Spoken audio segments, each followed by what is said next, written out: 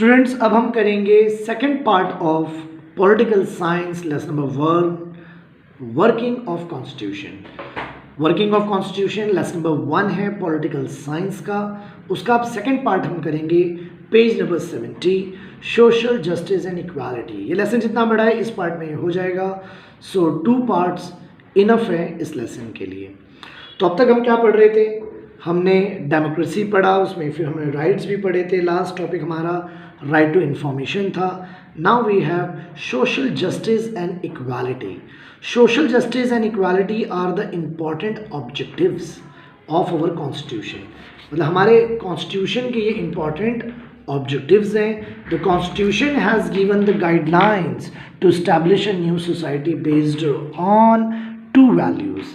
मतलब इन 2 वैल्यूज़ पर, सोशल जस्टिस और इक्वालिटी, इन 2 वैल्यूज़ पर constitution has given the guideline. Constitution ने हमें गाइडलाइन भी दिया है कि हम इस्टेब्लिश करें न्यू सोसाइटी को जो बेस्ड हो इन 2 वैल्यूज़ पर। कौन सी 2 वैल्यूज़?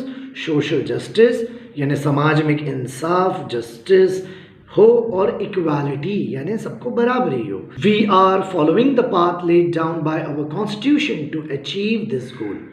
ओके, और हम फॉलो कर रहे हैं उस पाथ को जो कॉन्स्टिट्यूशन ने रखा है, अचीविंग दिस गोल, ताकि हम इस गोल को अचीव कर सकें। टू एस्टैब्लिश सोशल जस्टिस, अगर हम चाहते हैं कि सोशल जस्टिस हो, इज टू रिमूव दो social conditions which are responsible for injustice. लेकिन पहले हमें कुछ ऐसी इनजस्टिस वाली सोशल कंडीशंस को रिमूव करना पड़ेगा। भाई जस्टिस तो तभी आएगा ना जब इनजस्टिस जाएगा। तो पहले हमें कुछ बुरी चीज़ों को सोसाइटी से रिमूव करना पड़ेगा, तब एक्चुअल में सोशल जस्टिस स्टेब्लिश्ड होगा। और insist on equality of dignity for all individual, और सबके लिए इक्वालिटी, ना मेंस वुमेन्स का कोई फ़र्क होना चाहिए, ना, ठीक है ना, किसी और चीज़ का। The principles of justice and equality का एम है ending discrimination in social status. इसका मेन एम ही है कि डिस्क्रिमिनेशन एंड हो जाए।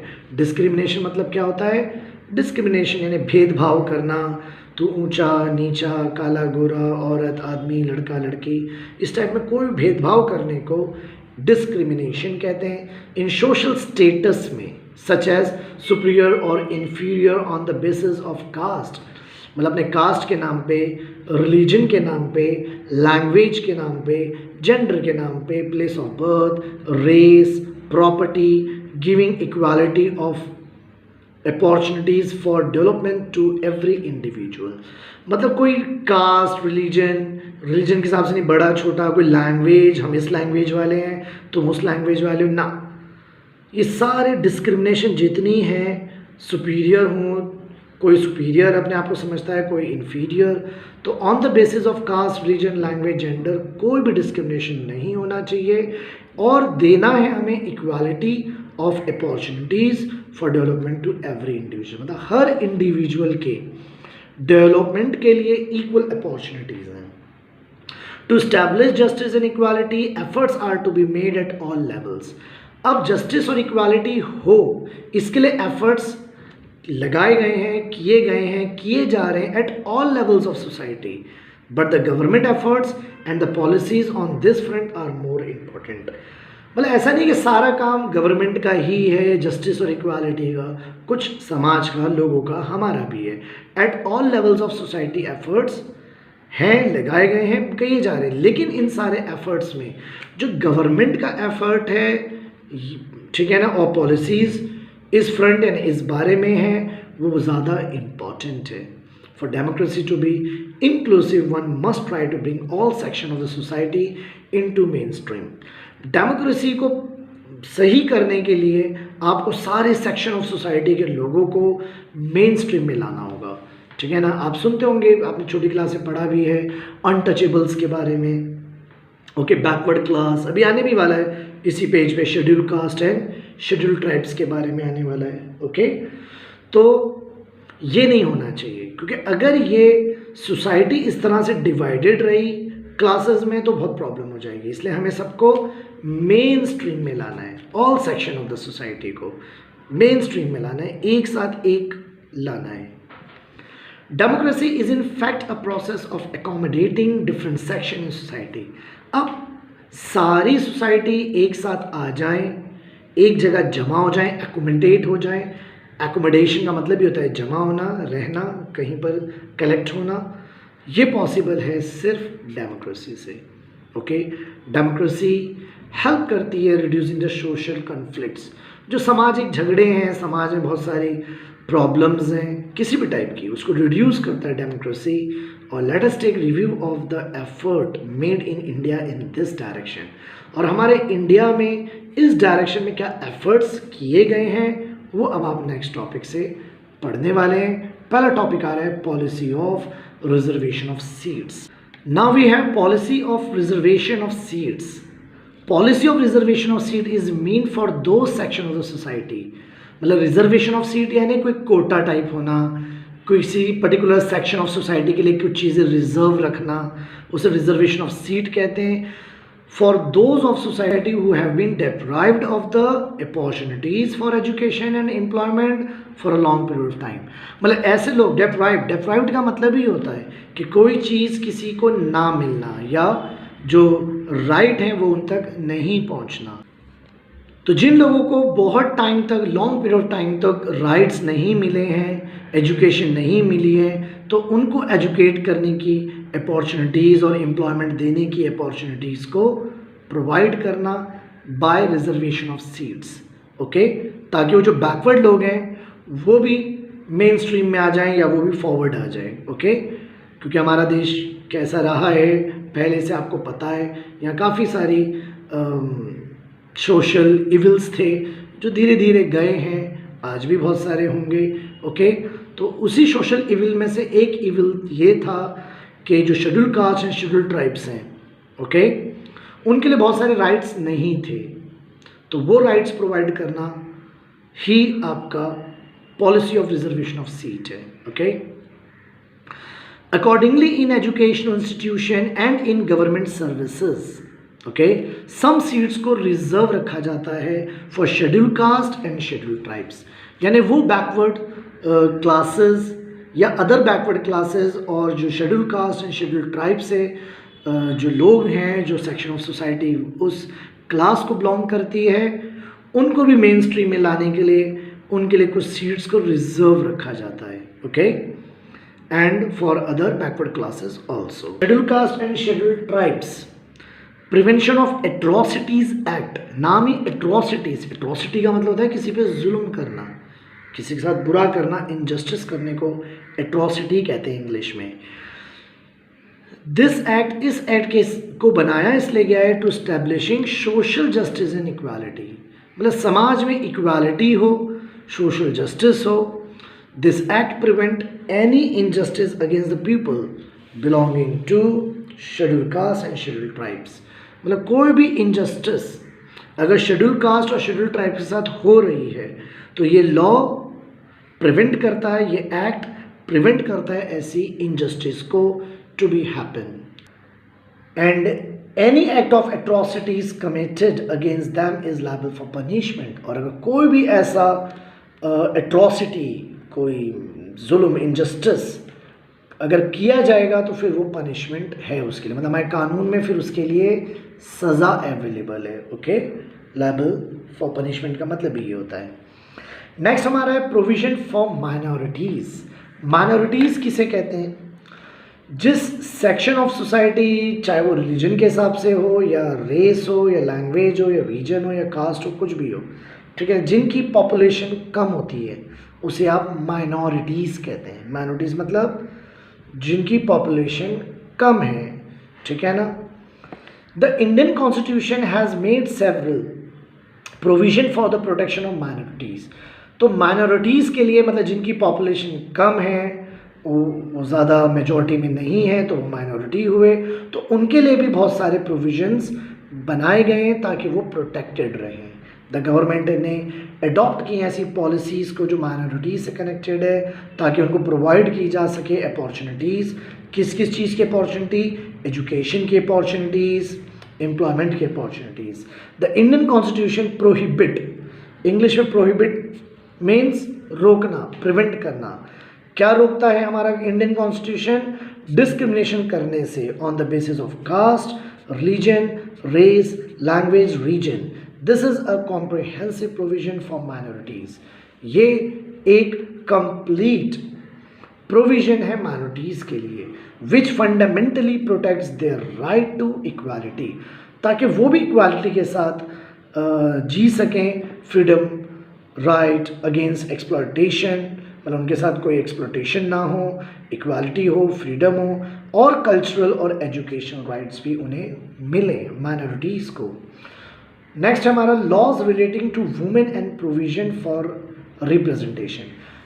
शुरू से ही हमारे देश में वुमेंस के साथ काफ़ी एट्रॉसिटीज़ हुई हैं। वुमेंस को राइट्स नहीं थे, या वुमेंस के हमेशा सोसाइटी में एक सेकंड ग्रेड, सेकंड क्लास पे रखा जाता था।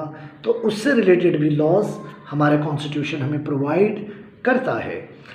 In the post independence, post यानी बाद में, आज़ादी के बाद एफर्ट्स लगाए गए ताकि वुमेंस को एम्पावर किया जा सके, मतलब उनको भी पावर्स मिले। वो वुमेंस की प्रॉब्लम को देखते हुए सेवरल पॉलिसीज़ बनाई गई हैं, अडॉप्ट की गई हैं नेशनल और इंटरनेशनल लेवल पर, ताकि रिमूव हो सके वुमेंस की illiteracy and make available opportunities for their development, और उनके डेवलपमेंट के लिए इक्वल अपॉर्चुनिटीज़। सबसे पहले तो एजुकेशन ही है। जब लिटरेट होती है एक वुमेन तो वो फिर राइट रॉन्ग, ठीक है ना, सब जानती है, अपने राइट्स भी जानती है। जब वो पढ़ी लिखी नहीं होगी तो कैसे जानेगी? इसलिए ऐसे बहुत सारे प्रोविजंस बनाए गए हैं, पॉलिसीज़ अडॉप्ट की गई हैं, जिससे कि वुमेंस को पढ़ाया जा सके, लिखाया जा सके, उन्हें लिटरेट बनाया जा सके। The right to have an equal share in the property, जी वुमेंस को प्रॉपर्टी में इक्वल राइट्स मिले, फादर की प्रॉपर्टी हो या हस्बैंड की हो। मतलब पहले बहुत सारी प्रॉब्लम्स थी, ठीक है ना, राइट्स नहीं थे वुमेंस को, ठीक है। और डवरी प्रोहिबिशन एक्ट, डवरी क्या होता है? जो दहेज, जहेज भी कहते हैं उसे, उसके अगेंस्ट भी एक्ट आए कि ना हो, कोई नहीं ले, okay. And act against sexual harassment, जो उन्हें सेक्सुअली एक्सप्लॉइट किया जाता है, हरेस किया जाता है, परेशान किया जाता है, उससे रिलेटेड भी बहुत सारे एक्ट्स आए। एंड डोमेस्टिक वायलेंस, जो घरों के अंदर या घरेलू वायलेंस होती है, जो उनके साथ जुल्म किया जाता है। Prohibition acts are some important provision. तो ये जो प्रोविजंस हैं, ठीक है ना, ये जो लॉज हैं, जो रूल्स हैं, ये कुछ बनाए गए हैं। Prohibition act are some important provision है जिससे कि एक फेवरेबल इन्वायरमेंट बना है protection of freedom of womens के लिए, मतलब प्रोटेक्शन फ्रीडम ऑफ वुमेंस के लिए एक एटमॉस्फेयर बना है, सिक्योरिंग देयर डेवलपमेंट। वरना तो हमेशा से मेल डोमिनेंट सोसाइटी रही है, तो वुमेंस को कैसे मिलेगी राइट्स? अपने आप तो मिल नहीं जाएगी, तो वो राइट्स बनाने पड़ेंगे, ऐसी पॉलिसीज़ अडॉप्ट करनी पड़ेगी। और उसके लिए वुमेंस का खुद का पढ़ना लिखना और खुद चीज़ों को समझना बहुत ज़रूरी है। मतलब हम उनको ओके सेल्फ डिपेंडेंट बनाएं, okay. In our country from the very beginning, शुरू से ही हमारे जैसे देशों में वुमेंस को इनएडुक्वेट रिप्रेजेंटेशन है पॉलिटिक्स के अंदर। जब बाकी बहुत सारे राइट्स नहीं हैं तो उनको कैसे राइट मिल सकते थे कि वो पॉलिटिक्स के अंदर या पॉलिटिकल इंस्टीट्यूशन में अपने आप को रिप्रेजेंटेशन भी कर सकें। Many countries in the world have made efforts, लेकिन दुनिया के बहुत से देशों ने इसके लिए एफर्ट्स लगाए ताकि वुमेन्स भी पार्टिसिपेट करें और इंक्रीज रिप्रेजेंटेशन ऑफ वुमेन हो सके। मतलब वुमेन्स की प्रेजेंटेशन नहीं कि एक हो या दो ना, इंक्रीज हो। इसके लिए 73rd और 74th अमेंडमेंट एक्ट के अंदर जो reservation of seats for womens है लोकल सेल्फ गवर्निंग इंस्टीट्यूशन में, वो 33% है और परसेंटेज रेज्ड हो गई है 50 in several states including Maharashtra. मतलब महाराष्ट्र जैसी जगहों में, मतलब महाराष्ट्र स्टेट के अंदर वुमेन्स रिप्रेजेंटेशन जो पॉलिटिकल सिस्टम में और इंस्टीट्यूशन में है वो 50% है उनके लिए रिजर्वेशन ऑफ सीट्स। नीचे एक टेबल आ भी रही है, आप देख भी सकते हैं। Women's representation of women in Lok Sabha year wise दे रखा है 1951 से लेके 2014 तक का। तो ये कैसे इंक्रीज़ हुआ है, कहाँ ये 22 था अब 66 है, तो ये इंक्रीज़ हुआ है। ओके, तो इंक्रीज़ क्यों हुआ है?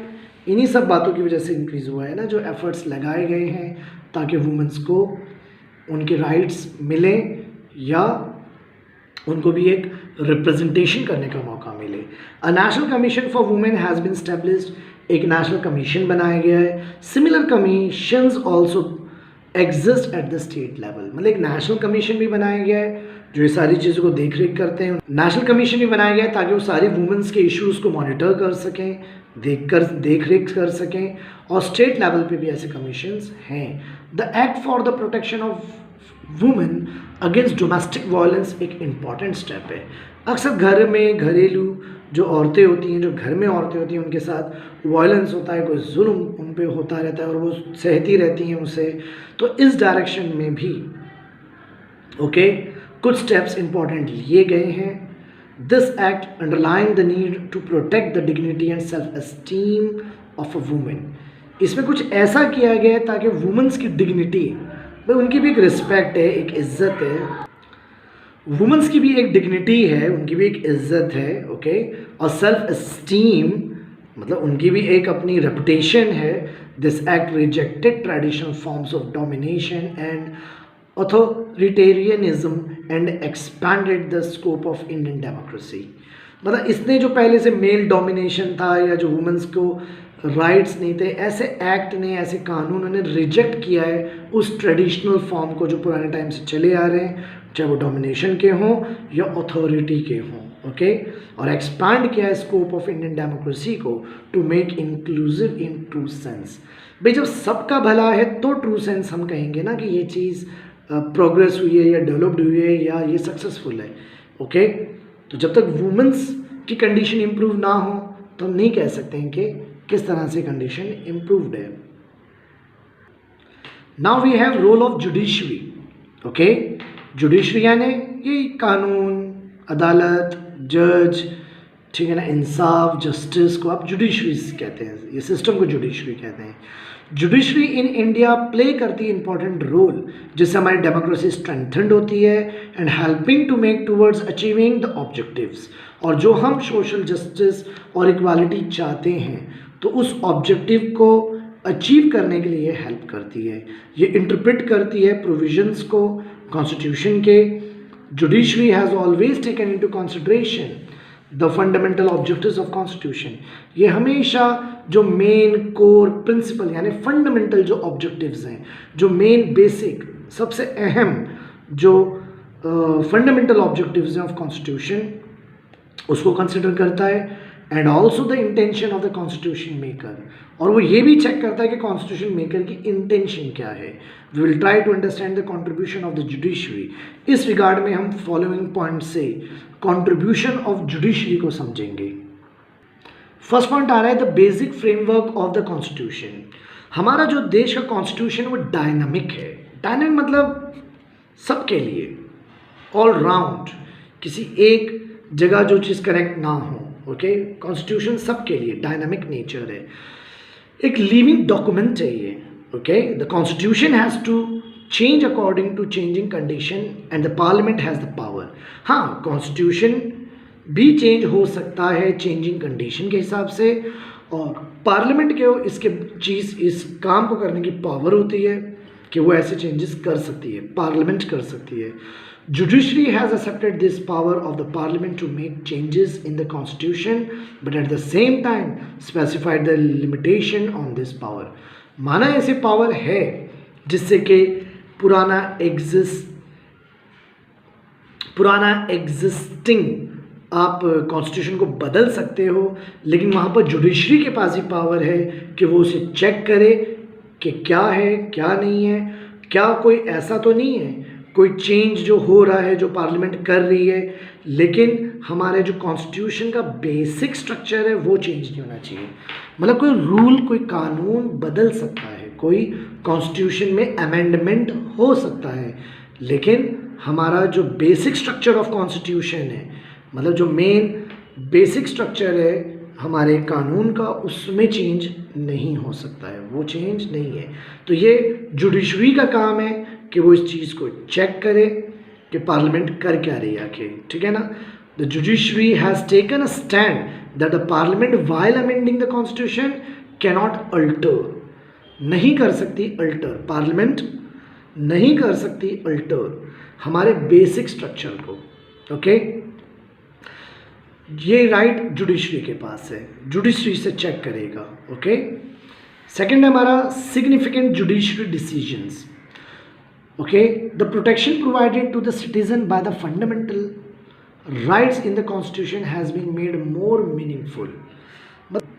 बाय द फंडामेंटल राइट्स हमारे कॉन्स्टिट्यूशन में ये मोर मीनिंगफुल बन जाता है through various decision of judiciary. मतलब जो कानून, इंसाफ, फैसला सही होता है तो एक्चुअल मीनिंग इसका जब निकलता है। मतलब सही बात है, एक कानून बना हुआ है लेकिन उस पर कोई चल नहीं रहा है या वो आपको मिल नहीं रहा है या फैसला करने वाला आपके अगेंस्ट फैसला कर रहा है, तो फिर आप यही समझेंगे ना कि ये कानून गलत है।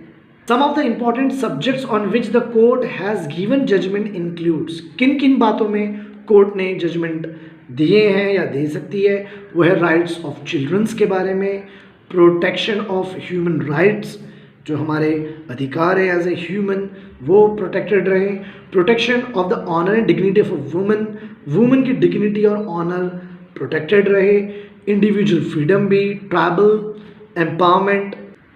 These efforts have made the political process in India more mature.